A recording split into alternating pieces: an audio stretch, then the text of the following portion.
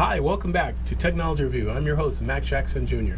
You can find me on Facebook, Twitter, LinkedIn, YouTube. Remember, subscribe to our YouTube channel, and on Facebook, give us a thumbs up. And I'm here with my guest today. How you doing, Sonia Pedowik? I'm good. Hi, everyone. Yes, Sonia's with me today, and we're going to talk about technology. We'll talk about her business as well. Sonia's an IT recruiter. Tell a little bit about your IT company. Yeah, we're Torian Consulting, headquartered here in Las Vegas, Nevada. We do hiring for contract to hire, and direct hire, all IT, lots of cyber, project management. So if you're looking for work, torianconsulting.net. All right, very good. And Sonia's one of our sponsors, and we have her here every month to talk to us about technology, what's going on in Southern Nevada, and also we can talk about what's going on in technology as well. So this week's story has been so much stuff going on. It's crazy. Especially this holiday season. Did you have a good Thanksgiving? I did. It was great. The kids very cooked. Good. So They did. Yeah, it was nice, fun. Yeah, nice. Really very, nice. Very, very good. And how's Fran? Fran's doing great. Hopefully she's watching. All right, very good. She might be doing a shopping for our, we do Christmas lists. We all have to list, 5 or 6 things that we really need, really want, so that we don't overspend and that we get what we want. And I just sent out our kids' Christmas list today, and mine. Yours too. Nice. Very, very good. Yeah, my 7-year-old wants a puppy, if anyone wants to get us a puppy. A puppy? Yeah. Oh, man. All right. Well, that's great. Yeah. So, cyber stuff. What do you have today? You were mentioning there's a couple articles you were reading about. Well, I was listening in on the case that Gorsuch is hearing an Neil appeal Gorsuch, on, Supreme Court Justice. Yeah, and it was talking about data, cell phone data. Yes, and I just found it really interesting because on one hand I'm sort of happy that they caught this thief, right? Mm-hmm. And that someone who had been a part of a ring of robberies and like Best Buys or Radio Shacks, right? Yeah. And it had gone on over a period of months, and there were a number of the locations that were hit, and it was a ring of people, and a lot of them were caught except for the ringleader, who was eventually caught, and he was caught by his cell phone data. Yes. Because they were able to look and see the cell phone towers in the vicinities of the locations that were robbed and connect it directly to his cell phone. So is that okay? Is it not okay? It's interesting. So the law states that it has to be a subpoena, right, or some sort of magistrate has to give a court order in order to get information and data. But what happens is on your cell phones, right? Everyone has their phones like this. When you travel, Google's really good at this too. They actually track your location. You can go back and look at your location on your phone, and you can find out in your day, you can have it run from beginning to end, and it will show you a whole time map of where you've traveled throughout the entire day. Is that good? I think most people aren't aware of it. I've actually turned it off on my phone.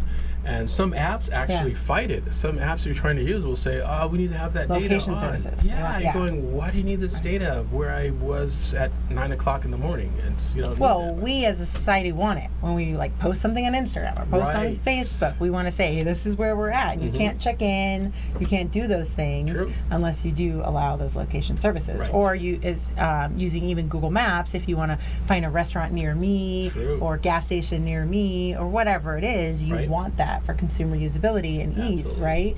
But then you give up the freedom of it or the protection of it, and that's a challenge for some people. Absolutely.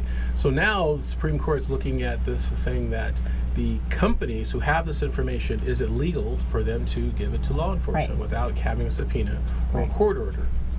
Makes you think, right? Yeah. Should they really have that or not? Now we're absolutely everybody's upset about this because it's the government, it's law enforcement.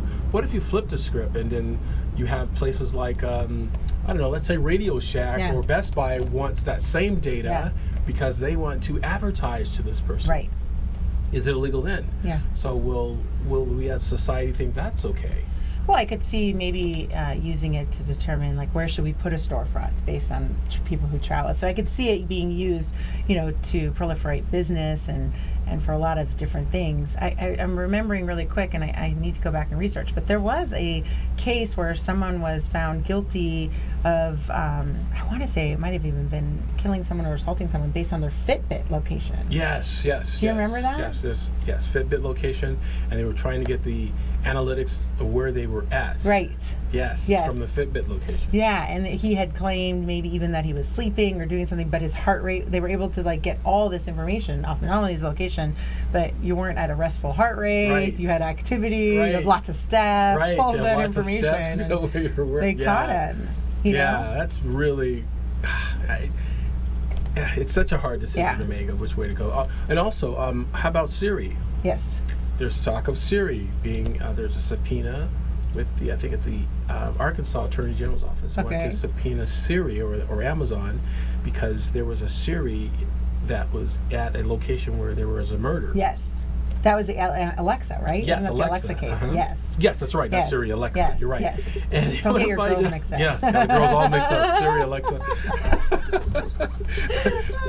I'm trying to decide was Alexa actually listening? Yes. You know, and that's really interesting because the marketing says for Amazon states that Alexa doesn't listen. They will listen for her word. Right. But listen when prompted. When prompted, but you have to say Alexa in order to turn it on. Right. So therefore, it has to be listening in order to prompt the word. Yes. So can you imagine a scenario where you send your enemy or your competition one of those little echoes and says, hey, Merry Christmas, and you send them an echo and you think, oh, great, and they set it up in their bedroom. Oh, yeah, I could see a lot of devious uses for it. I was listening to the local radio station this morning, and there was a guy who wanted a second date, and he didn't get it, and so they called the girl to find out why she didn't get it, and she didn't go on the second date because of how he treated Alexa. What? He was yelling at Alexa, like, Alexa, turn the music on. Alexa, set the timer, because they were cooking together, but he was yelling at her. And she thought it was rude, and he's like, it's not a her, it's an it. That's hilarious. But that was her basis of whether or not he was a good person, because he was yelling at Alexa to do things. That is hilarious. That is hilarious. But we all have one, and they're on the hot seller. Yeah, hot seller. I was at Best Buy the other day fixing a laptop, and they were already sold out of some of the, at the location I was at some of the Google devices. And the price is going down. Yeah. Originally $50. It was like $29. Yes, $29 now. Why is that? Just trying to get it out to more people? Yeah, absolutely. Data is worth money. Yes. It's a great device. You have one? Yes. Yes, I have one in my office. Yep, I do too. At home. So yes, we have one everywhere. It's a great device. It's a lot of fun, but again, it's still suspicious at what it can do as far as and you just have to decide as a user like what your limitations are, but it takes effort. Like you have to turn off those things on your devices, and then the upside is, we would want to put more people behind bars who do bad things. Sure, and that's an easier way to do it. But how do you draw the line? Where it's they don't watch people who are doing good stuff as well. Yeah. You know, again, when business gets involved in it, that's when it becomes a problem. Oh, yeah. You think about insurance companies, they would love to have that information. Yeah. Advertisers, they would love that. They can trace you and find out what you do every day, send you messages and pop-ups. You know? I saw an interesting meme that was talking about police and body cameras. And they're like, all these body cameras that go bad during instances, well, maybe we should equip them all with Alexas. Or Echo little dots that they have to wear because they don't they hear everything. They just don't see everything. So you have to get a dot that has the camera too. But it was just funny that a dot with a camera. Why can't the police station get the police departments get the body cams to work all the time when everyone else can get Alexa to listen all the time? Good point. Does have it. Good point. The other story I want to talk to real quick, but we will definitely have to be on our next. We're going to talk in our next segment as well. There is a robots now. With AI, artificial intelligence. I don't remember her name, but she is in Dubai. Yes. And during the interview, she was talking and having a regular conversation with a reporter, and she mentioned that she wants to have a family. Oh my goodness. Yes, she wants to have a family. There will 100% be a market for that somewhere in this world. Yes, and the scariest thing is that I hear that there's legislation being put through the system. I think it's in California, maybe a couple other states that want to give robots human rights. Yeah. Constitutional rights. Crazy folks. Well, there'll be people that will say, sure, they'll vote for that. Yeah. They see these dolls as companions. There's a small portion of the population that does want to marry inanimate objects, and then there's some cultures that there are men who are in relationships with plastic women. In a relationship with a plastic women. But there was a story on NPR today about robotics and artificial. Will robots replace jobs in casinos? I haven't heard it yet, so I'll listen to it later. But there is a lot of that happening in our town. That's a lot of that's going to happen, folks. Yeah. Again, I always say it all the time to my students at DeVry University as well. If you have a job where you're putting a square peg in a round hole every day, your job is going to be eliminated by some sort of technology. It's going to take it away from you. So it's very important that you educate yourself. Yes. All right, we'll be back. Yes. Right? Yes, we're going to be back in our next segment here, Technology Review. Thank you for joining us here. I'm so excited to be here with Sonia Pedwick. We'll be back, folks, after our station messages. Thank you very much. Very good, Sonia. Yeah.